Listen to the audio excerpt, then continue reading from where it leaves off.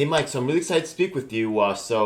Yeah, my name's DJL7, and as you know, like most of my stuff is Tulsa material, but I'm also a fan of Yang Gang. I think a lot of his policies are really cool. How have you like taken in the whole situation? What do you think about what's going on right now? So I guess the first like place to level set is I started getting involved. I found out that in like March last year. Got involved in May. I've been involved in a bunch of different volunteer things. We always do this like a long shot thing. I'm just a volunteer. I don't work for the campaign or speak for the campaign or any of that stuff. I thought we had a couple more months. I really thought he was gonna be able to make it to the convention. I was hoping at least a Super Tuesday. A bunch of my friends texted me and were like, "Oh God, he's out." And I was like, "You're kidding? There's no way." And I saw a break on CNN. That made me sad. I spent a lot of time in this. Thought he was a really good guy. Everyone I met in the campaign was just wonderful. Didn't meet a single person who was angry or mean or rude. Just a bunch of delightful people. Um, it made me sad. It's like I really. But you know what, honestly, like the way you guys came back from that and the way you guys decided to keep soldiering on is really like that kind of like said, you know what, this movement is something special because these people don't give up. There's something more to this, you know what I mean? So that definitely for me like raised the respect level on my end. I mean, I don't know about everybody else out there. Has anybody else ever said that to you? I mean, I have not heard a single negative thing Yeah. about Andrew or anything of the campaign. I mean, the only thing Okay. here is like he's not a politician. Neither was Trump. Neither was Bloomberg. Neither was Steyer, right? Or Bloomberg's fine, but like it's just been it was a lot of fun. I'm not. I guess something that's relevant too. Like I'm not a political dude, and I voted for Hillary in 2016. Like didn't really care. What do you Uh, feel like you learned from the whole thing? I know it's like it's crazy process and it's still pretty soon afterwards. Do you feel oh like you man, I came away with learned. something or Well, what did I learn? I would say something I really enjoyed was that like, given that he's not a politician. I think you get to sort of write your own path, right? If you're a senator or a governor, you got like this path you got to follow, and like here are the right rules on stuff. I think coming from an outsider perspective, regardless of what you think from Andrew or from Trump or from Steyer, just like makes the situation a little more exciting because you're not part of the political machine. I also think like it's very different when you're Joe Biden and you're polling at 25, 30%. Like you're only going to go down. He's gone down. He has not done well in yeah. recent months. Yeah, it's pretty His upset for him. his expectations are really high. I mean, when I got involved in April, May, like everyone told me it was the stupidest thing. People were like, "There's zero chance you can win. You're wasting your time." Yada yada yada. And he was like at half a point or 1 point or Well, with something. right, the thing is that right with Iowa results in such question, maybe he did a lot better than he thinks he did. You know what I mean? I know New Hampshire was tough, but with how fishy that Iowa stuff was, I don't know, man. It makes me embarrassed to be a Democrat because I'm not a Republican, but to see that we can't even count is like kind of ridiculous. Well, I know I'm I think it's we can count, but people are crooked and they're playing little games over there. What do you think? I try to believe that people are not crooked. One of the fundamental beliefs I have is that there are no bad people. That there are only bad actions. And what I mean that is like, Did you go you to go to your, Iowa? Are you your one of the ones who went to Iowa? no, no, no. Oh, I wish I could have. Okay, I had a full time job. okay, Some people I know from the campaign went. But my point was like, I could believe there's corrupt people and the world is ending. Fine. I don't believe that. I try to believe that there was an error counting or the app got screwed. But I it's mean, kind to of go fishy to from me, man. I'm sorry. Go I ahead. think it's listen. I'm gonna try and take the optimistic view, but my point is to go from 0.01%, like last January, nobody knew who the dude was. Like he was kind of a joke, Yeah, and now became a national candidate, unquestionably one of the top six candidates in the race. Is just like a tremendous accomplishment, absolutely yeah. tremendous. And I see you Um, guys are still pushing the UBI thing. How deep are you in that game? Are you still an activist for these so principles, or what's going on with that? So I was super involved from about May till about September. Then I took a job which took a lot of my time. Was Okay. involved in a more passive manner from like September to January or February when it ended. Um, the interesting thing is like there are so many passionate people, and everyone sort of takes like the ideas and then like, well, I'm going to focus on UBI or I'm going to focus on democracy dollars or I'm going to focus on Texas or whatever the area is. Like there are all these splintering movements. And I believe in a week or two, maybe three, there's going to be like some announcement from the campaign about like what their next steps are because the awesome thing, tons of passionate people, they love what they're doing, but there is some need to like be central and all be underneath the brand. So I have not been like super active because I'm kind of waiting for like what is the official word from the campaign about what they're doing, because there's Yeah. like so many different movements and things. What do you think about the CNN move? What do you mean? Oh, go to CNN? Yeah. Oh God, what a power move! I saw a great tweet. I think it might have been the campaign manager who said something to the effect of "Media ignores Andrew Yang, Andrew Yang becomes media," and it's like a very clever thing Interesting. because That's cool. he's such a smart guy. Like his commentary is very valuable. I think the thing I've always appreciated about him is this. Something he says a lot is, I don't blame people for the incentives that fund them. Like it's really easy to be like, oh, Trump is the worst. People, You think that who voted? they should give him his own show? What do you think? You kidding me? I watched that. They made Jerry Springer into a judge, and they made that a show. Why can't they made the Kardashians a show? How about an Andrew Yang show? Oh, come on, that's such a great idea. Come on, I want to see that on CNN. Sure, let's do it. I would love to see that, and I think. Why aren't they doing it? Oh my God, these people. I think the exciting thing about where he is right now is that he can sort of write his own ticket. Right, he's 45, so in theory, he could run in the next 4 or 5, maybe even 6 elections. If you're going to be. Yeah, he should still have his own show though. You know what I mean? Yes. Yeah, you guys really you had the videos and stuff were so on point. You know what I mean? The commercials were on point. You know what I mean? You guys have so much talent behind you guys. Elon Musk, are you kidding? Freaking Dave Chappelle. You guys have so much talent on board, and plus the quality of videos was just the superb. You guys have real cats working for you. Huh? It was going to go a little bit longer just because Chappelle and Charles Gambino and Elon Musk, dude, what? He's got a freaking he competes against freaking NASA, bro. That's Elon Musk right there. I do respect the pragmatism or optimism that comes along with dropping out. Simple math, right? There's 7 people left, and before you drop that, there were 8, right? I'm a lot more sarcastic. I'm not sarcastic. I'm much less believing in the system. I believe in the honesty less because I think there was corruption going on. I think it was bad actors. You know what I mean? I don't know. I'm not it's all good. Opinion there, but my point was that they interviewed him why did you drop out? And he's like, I didn't want to take money from people and I knew there wasn't a path. And I respect that. It would have been really, really easy to screw it, I'll keep taking money, I'll do it for another month.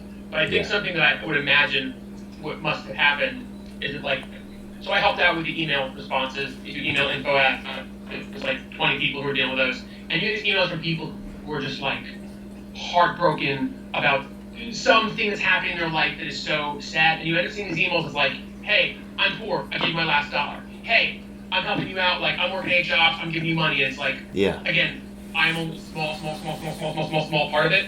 But I can imagine the weight on your shoulders of I do okay for myself, I'm fine in the business world, I'm happy to give money.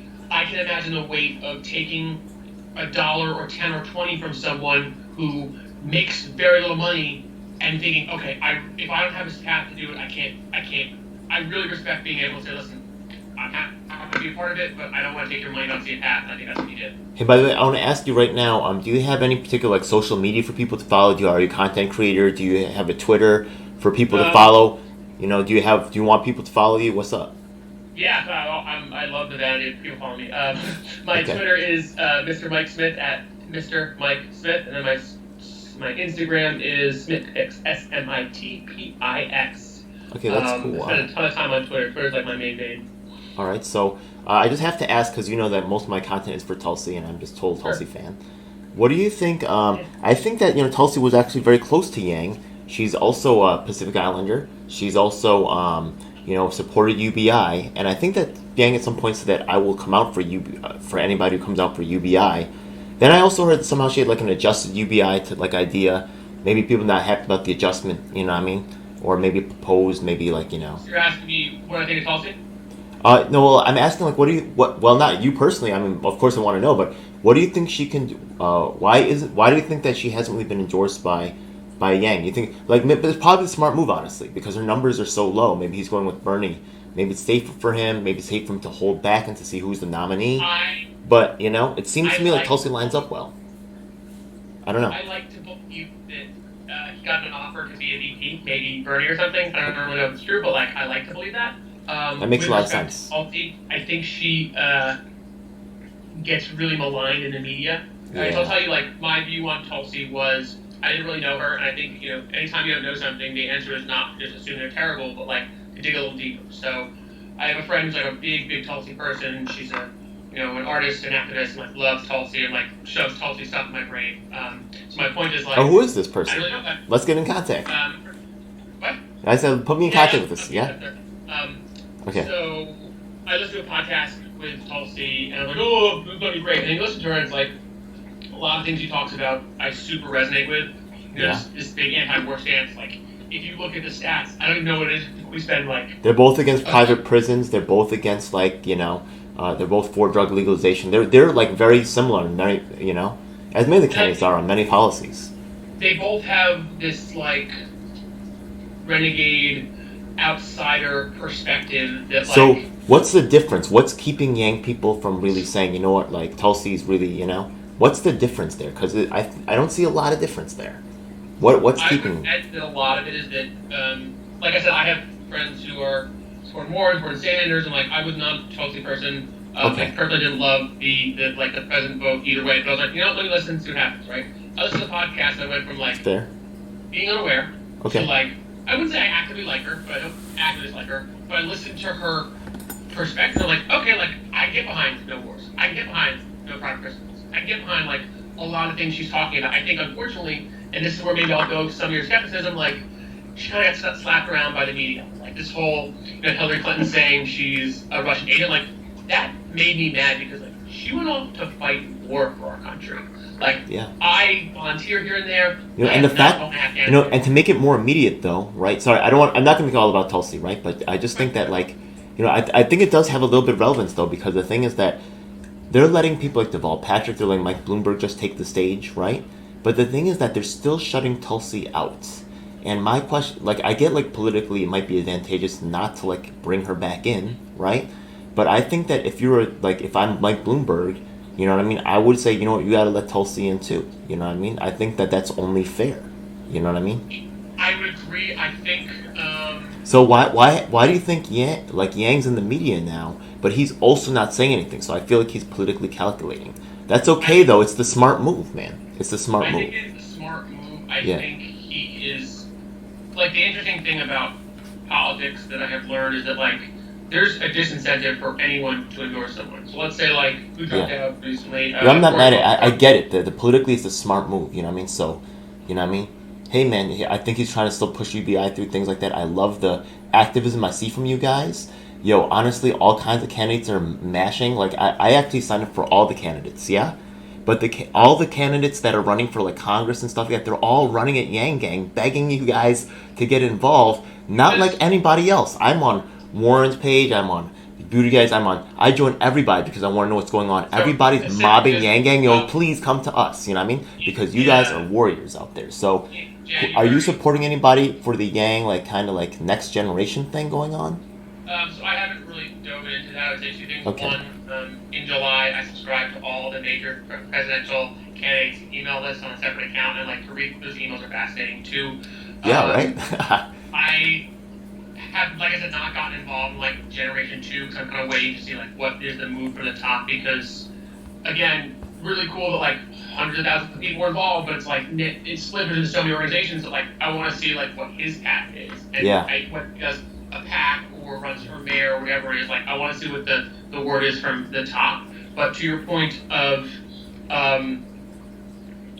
why there's so many people clamoring for him, because I think Andrew brought a ton of people into politics that are typically not involved. Like there was some stat right before he dropped that said like, would you support the nominee if it isn't your person? And like 40% of his people were no. Because and if you take that path, that looks as if Yang people are obstinate and angry. But if you take that stat, you unpack it, it really means that a lot of those people are going to go to Trump instead. You can't buy loyalty, man. You can't buy loyalty. That right there is something special. You know what I mean? The only thing that will win this for Democrats is pulling people from Trump. And yes, you can get more people to vote, but I kind of assume the same amount of people will vote. So like the thing that wins it for Democrats is pulling away people from Trump. And I believe Andrew had the best, unquestionable ability to do that. Yeah, well, sorry, man. Yeah, but and then it's like I'm still a fan, bro. I'm still a fan. You know what I mean? That he's cool. Yeah. We know this is a long shot. Yeah, I feel like so much focus is on UBI. I think the other ideas like democracy dollars, the gun control is really cool. Actually, I got an interview coming up with the Queensboro president to talk him, and I already asked him questions about I fed him some questions. I'm like, I will be asking about UBI. There's a guy named Anthony Miranda. He already endorsed Bernie Sanders though, but I'm gonna ask him what he thinks about UBI and democracy dollars and stuff like that. You know what I mean? So I'm still down. I'm part of that movement to kind of push things, I guess, a little bit. You know what I mean? Yeah, so I think I know exactly. there's some what good you're talking ideas. about. I think, the appealing stuff about the UBI was very much so there was a like 11 playing field. And I grew up in a very comfortable atmosphere. My parents are by no means rich, but by all means comfortable. And I think as I've gotten older, I've realized like I grew up with things that many people did not. SAT tutors. That's all right, prices, man. and savings, That's all right, man. There's nothing wrong with that. And I'm not like apologizing for it. What I'm saying is, I wish more people had the opportunity that I've had, and your zip code should not dictate your outcome in life. And I think it does a lot of times, and it's very sad. It does sometimes, yeah. You're right about that. Hey, man, that's real cool, man. So, any particular, final message you want to get out to, people out there, who are trying to understand the whole Yang Gang thing, what's going on with you guys, that perspective that you have just, it being over. What do you think is the most important thing that you learned from this whole experience right here? Oh, man. I've been meaning to write more about this because it was such a big part of my life the last year. I would say things that I learned is, unfortunately, one, money is a really, really corrosive part of politics. Like the very first thing I did as a volunteer was do fundraising calling. I'm like, that's not sexy, calling people for more money. But without money, the campaign can't exist. So okay, wait, but you know what? Here's something. Okay, I'm actually I'm very glad. Wait, you're a hardcore organizer. Wait, we can talk about some real things here. Hold up, okay?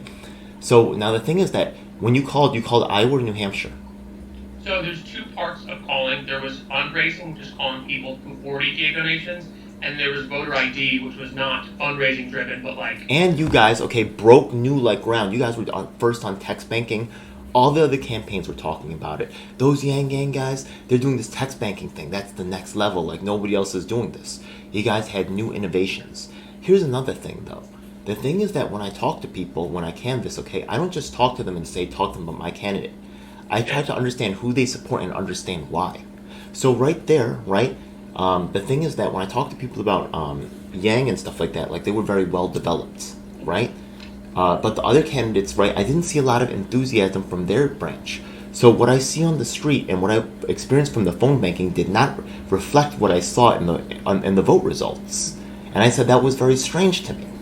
You know what I mean? But all of a sudden, yeah. My friend was a Warren supporter. When you did, remind me to not ride the polar coaster, like she calls it, because you go, oh, this person's doing well, this person's doing poor. The polling is not always aligned with what's happening in the real world.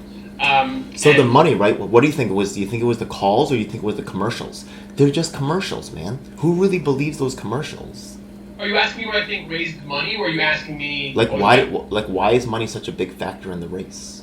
You said because it's a business. I mean, look, at the end of the day, politics is a business, right? We can talk about feelings and American all stuff, but to hire people and to buy ads, you need money. What's the money buying them though?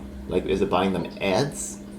Money buys you staff. Money buys you office space. Money buys you advertisements. Money buys you all this thing. So we could live in this fluffy world where money doesn't matter, but it does. So one of the things that made me very sad is that how much of campaigning, and this is not just an Andrew thing, how much of Bernie's time or Biden's time or Warren or Trump, all their time spent so much going after money, and even if they're going to Pete's famous for getting the billionaire money, but he spends a lot of time with billionaires.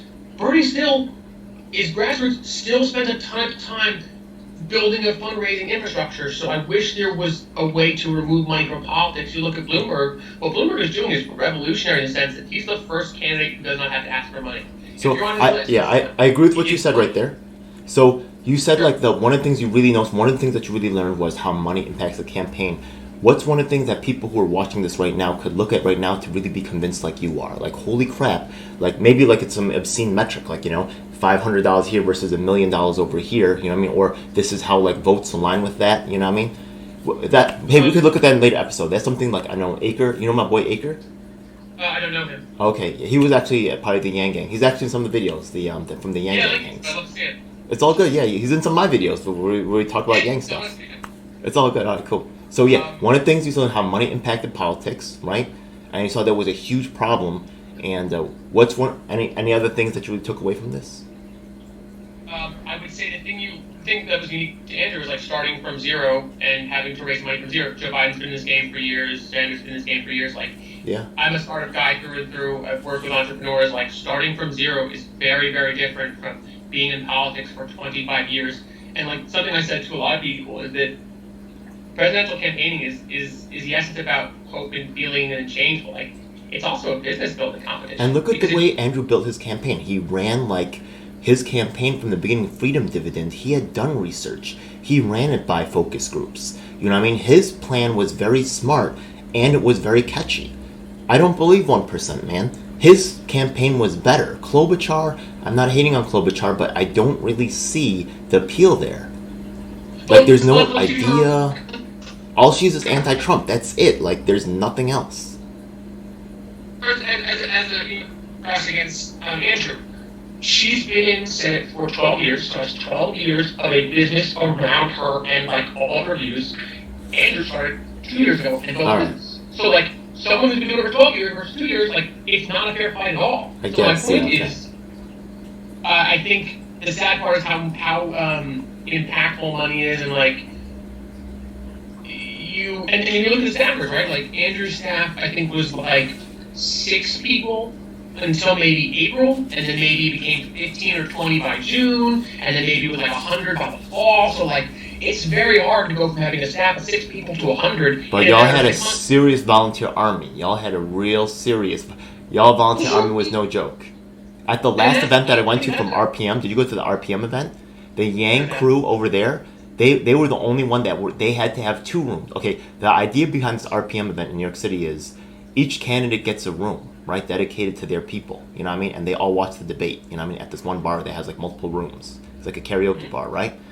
Yang's people had so many people there that they had to have 2 rooms. They were the only group that had so many people there. They had an overflow room. You know what I mean? The Yang Gang Volunteer Army is a serious force. And again, yeah, the staffers there, yeah, but the volunteers, holy crap. But I think staff and volunteer are like similar in the sense of, let's just use like the Slack universe, the Yang Volunteer Slack. In May, there were like 1,000 people. In February, there were 20,000 people. Wow. So you look at like the staff, let's say, went from 6 to 15 to 100 to 200. The volunteers went from 50 to 100 to 500 to 20,000. So like every single month, the scale is changing. It's such a different game. I was still waiting for Tulsi to hit those numbers. I can't even imagine that. You guys are amazing. Yeah. Wow. I get why everybody's storming those groups. Yo, honestly, you guys need to really like. He only suspended his camp. He didn't drop out. Maybe you got to relook at that because honestly, something seems weird to me. You know what I mean? Honestly. I have dreams that he's coming back, but I don't think he's coming back. We'll see, man. We'll see. Okay. I give you guys so much respect for sticking in the game and for not quitting. That gives me a whole new respect for your movement, for real, man. All right. I mean, thank you for that. It really was like again.